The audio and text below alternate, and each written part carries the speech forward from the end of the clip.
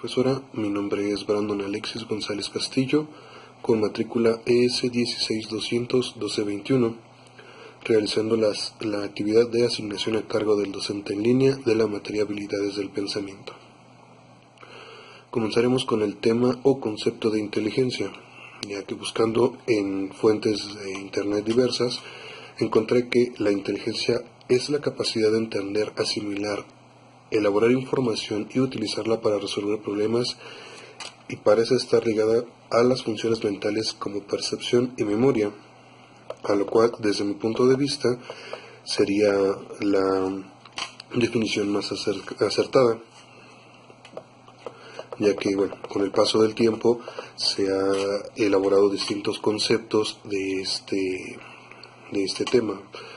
Ahora, como dicen los siguientes autores, y cito en este caso Binet, nos comentan: la inteligencia es la capacidad general que posee el individuo para ajustar conscientemente su pensamiento a nuevas y cambiantes exigencias, aplicando y adaptando a las cosas y a los hechos concretos las nociones abstractas y generales. O igual nos comenta Sperman, igual cito: la inteligencia es la facultad de percibir ideas universales, de formar conceptos abstractos y sobre todo de percepciones ideales, de juicio y razonamiento. A lo que, para este punto, recuerdo lo que una vez comentó una compañera en los foros, que decía, la verdad no recuerdo muy bien cómo era, pero comentaba lo siguiente: todas las personas nacen con inteligencia, simplemente se debe de nutrir. Algo por el estilo era. Ahora, la forma de nutrir esta inteligencia varía mucho de cada persona o individuo, y es donde encontramos los tipos de inteligencia, a lo cual yo encontré 12 tipos buscando en internet. El primero sería la inteligencia lingüística, y en este caso sería la habilidad de dominar el lenguaje, tanto oral sino también la escritura o la gestualidad, en este caso los gestos de las personas, y tiene mucho que ver con el proceso comunicativo.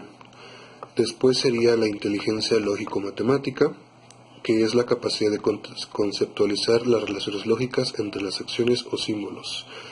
Por ejemplo, una persona que se dedica a estudiar matemáticas, un físico matemático o un científico. Ahora, dicho de otra forma, es la habilidad para razonar de manera deductiva o lógica y la habilidad de resolver problemas matemáticos, como el nombre lo dice. Después seguiría la inteligencia espacial, que se define como la capacidad humana para observar el mundo y los objetos desde diferentes perspectivas, y también poder tener la habilidad para manipular o crear imágenes mentales para poder resolver problemas, a lo cual muy pocas personas o cierto tipo de personas pueden hacer esto, ocupar este tipo de inteligencia. Después encontramos la inteligencia musical, la cual, ahí es la gente que aprende en base de sonidos y se le da mucho eso de crear música. Después seguiría la inteligencia corporal o sinestésica, que sería un ejemplo, un bailarín. Como dice la definición, la teoría de las inteligencias se conoce como inteligencia corporal o sinestésica, que es la habilidad de utilizar su propio cuerpo, es decir, la coordinación de movimientos corporales. Entonces, después seguiría la inteligencia interpersonal, que dice, hay individuos que poseen una notable habilidad de entenderse a sí mismos. En este caso es explorarte y entenderte internamente para después poder comprender a las demás personas. Después seguiría la inteligencia interpersonal, que nos dice que hay ciertos individuos que tienen una habilidad única a la hora de llevarse bien o relacionarse con estas personas. En este caso, no a todo el mundo se le da eso de crear una relación, ya sea laboral, personal o de diferente tipo con las demás personas, o comunicarse con ellas. Después seguiría la inteligencia emocional. Comprende tanto la inteligencia intrapersonal como la inteligencia interpersonal. Entonces es prácticamente una combinación de ambas y se compone por 5 elementos, que sería la autoconciencia emocional, autocontrol, automotivación, empatía y habilidades sociales. Seguiría después la inteligencia naturalista, que se refiere a la sensibilidad que muestran algunas personas hacia el mundo natural. Por ejemplo, distinguir, ordenar, clasificar, comprender y utilizar elementos del medio ambiente, objetos, animales o plantas. Después seguiría el número 10, la inteligencia existencial. Dice que las personas con inteligencia existencial tienden a meditar sobre su existencia. Lo que hacía, por ejemplo, un filósofo, el preguntarse qué es una persona, el ser, y vaya, todo lo que conlleva, ¿no?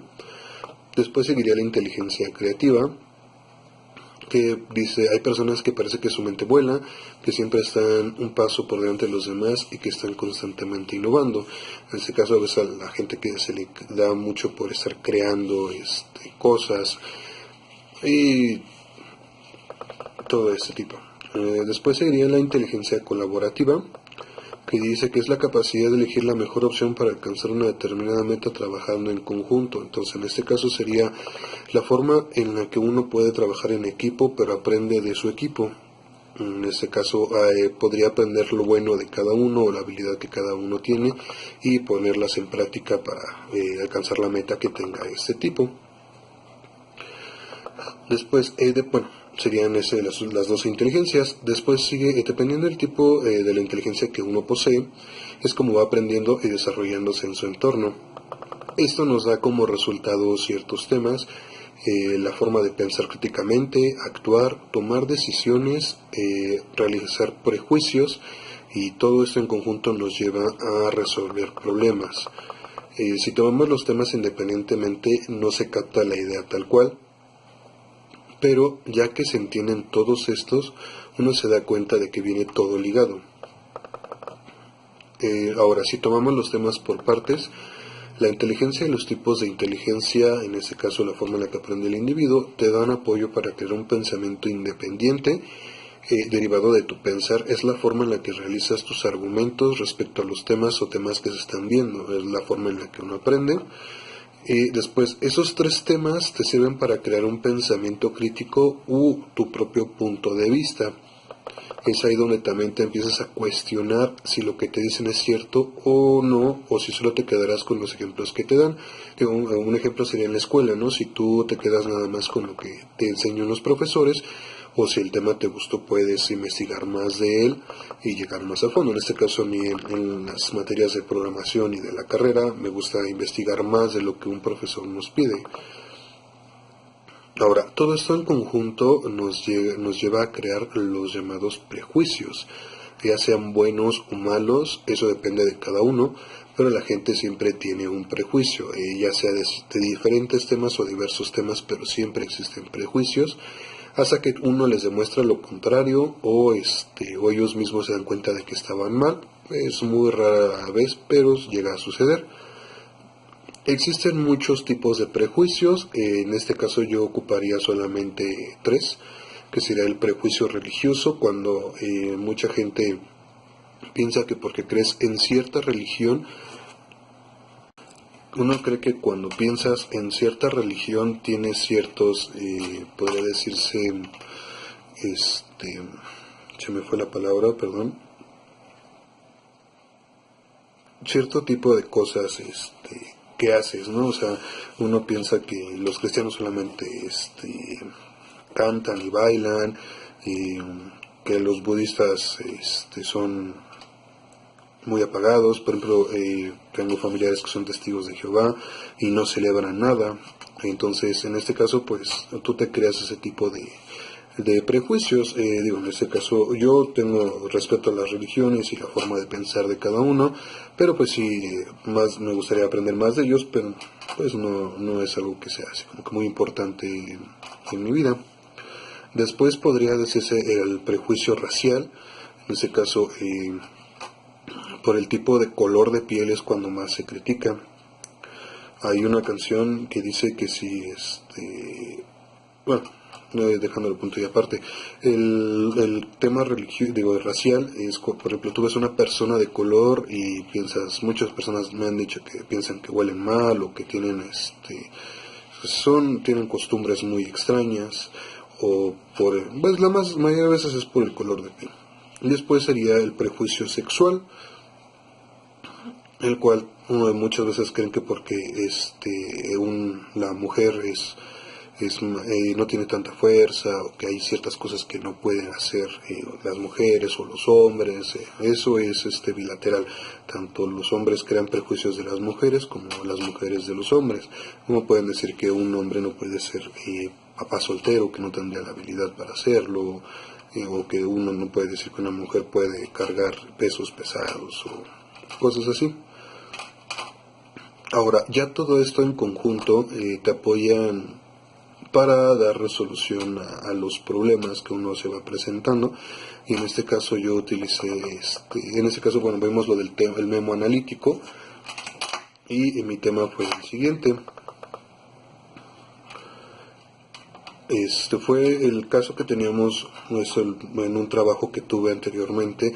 El problema era que no se tenía un gerente asignado al área de soporte técnico, y las personas que fungían con el cargo de supervisores pues no cumplían a cabalidad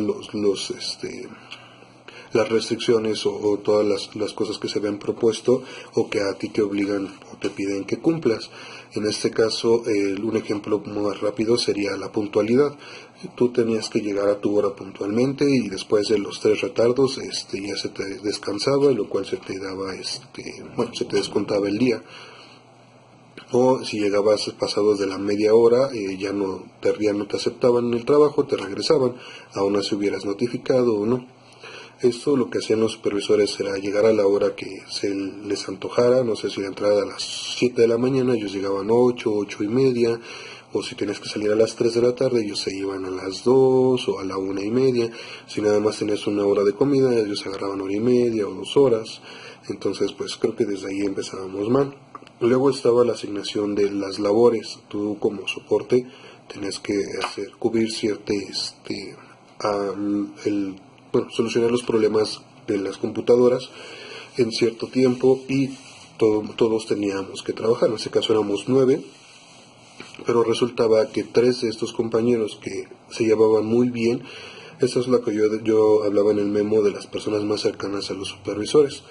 A lo que yo me refiero es a estas personas que llegaban, que se llevaban muy bien con el supervisor, que eran, podría decirse, sus amistades. Hacían lo mismo que ellos, llegaban tarde. Si los retardos nada más se te permitían 3 al mes, ellos ocupaban 3, 4 a la semana. O sea, de 5 días que se trabajaban, 4 llegaban tarde y nunca tuvieron ninguna sanción. No hacían sus trabajos. Se te tenía que asignar un trabajo, ya sea por tiempo, por área, o como tú lo quisieras ver, o si lo que querías tomar, pero se tenía que cubrir, y a estas personas nunca les ponían a hacer los trabajos, o sea, los dejaban todo el día. Ahora, se tenía que subir un mínimo, o hacer mínimo 60 soportes a la semana, y esas 3 personas nunca llegaban ni siquiera a la mitad de reportes atendidos. Entonces, eso es el caso al que yo exponía con lo de las personas más cercanas a los supervisores. Ahora, las opciones que yo tomaba era, la verdad, yo no creo más bien, porque hasta al momento creo que siguen fungiendo ese puesto o ese cargo. Yo no creo que sean las personas más adecuadas ni para subir ni para bajar. Posiblemente para bajarlos de puesto sí, pero creo que por las leyes del trabajo no te pueden bajar de puesto con el mismo sueldo. Entonces, mi opción más viable era terminar la relación laboral y darle a las personas internas el cargo de supervisor en base a ciertas métricas o resultados. O sea, que no tuvieran retardos, que tuvieran mayor experiencia en el área, que sus problemas los resolvieran en tiempos mucho menores a los establecidos, y también la actitud con los compañeros. Entonces serían ciertos campos que yo tomaría para darle este cargo a las demás personas. Y también solicitaba la asignación de un gerente interno. ¿Esto por qué? Porque como no se tenía quien gestionar o quien checara la productividad de estos supervisores, ellos hacían lo que querían. El único que estaba arriba de ellos era el director del área, pero pues él, por sus funciones, casi nunca estaba, y cuando se le pasaban los temas o uno los reportaba, también siempre los daba así como que así luego lo checamos. Entonces pues no había una resolución tal cual. En lo personal yo creo que estas serían las opciones más viables, que fueron las que yo expuse. Después puse una que sería la de remover del cargo a estas dos personas y pasarlas a otra área dentro de la universidad. Pero vamos, pensando ya en mi forma o en lo personal, yo diría que si no tuvieron la capacidad para poder llevar a cargo ese puesto, pues menos podrían con otras responsabilidades más fuertes o no se pueden ajustar a otra área. Entonces, en mi caso, yo realicé una gráfica de impacto sobre cada opción tomada, ya que, bueno, se toma el dicho de, bueno, causa y efecto, a lo que toda decisión tiene un efecto, ya sea bueno o malo, que te perjudique o que te beneficie.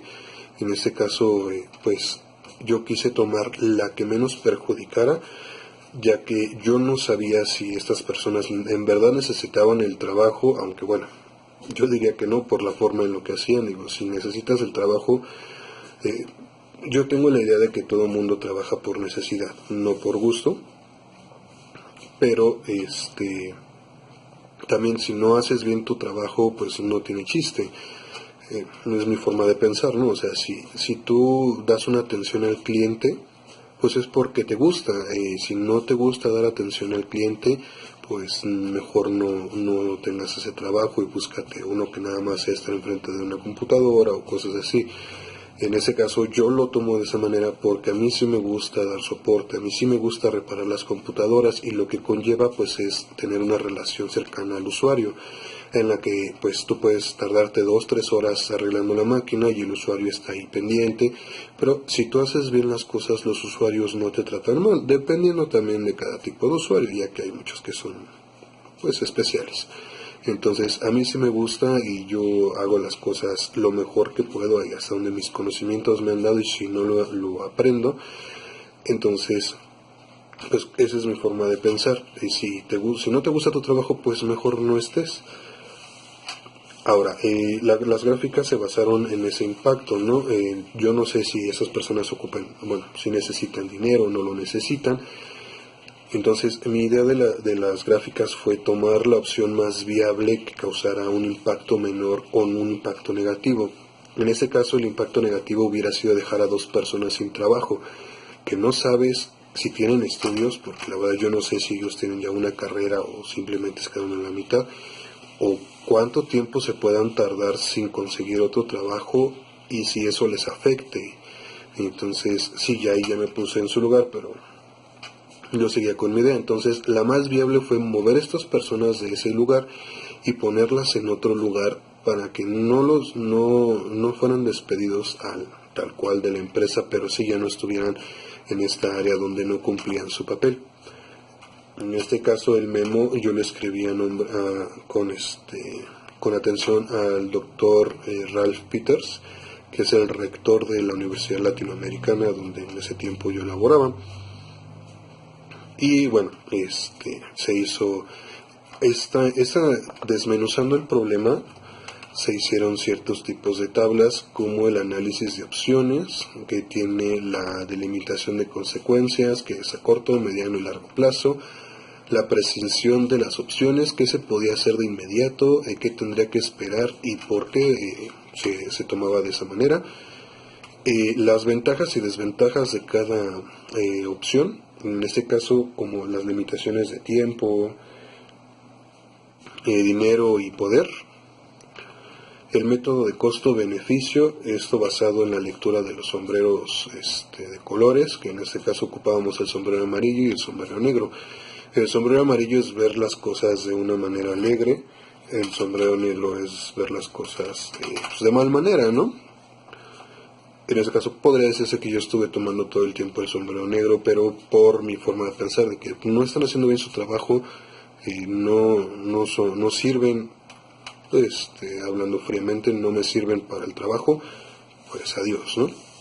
Y el método de evaluación de pares. A todo esto pues se tomaron las ideas junto con la lista de cotejo para evaluación y se dio un resumen general del problema expuesto.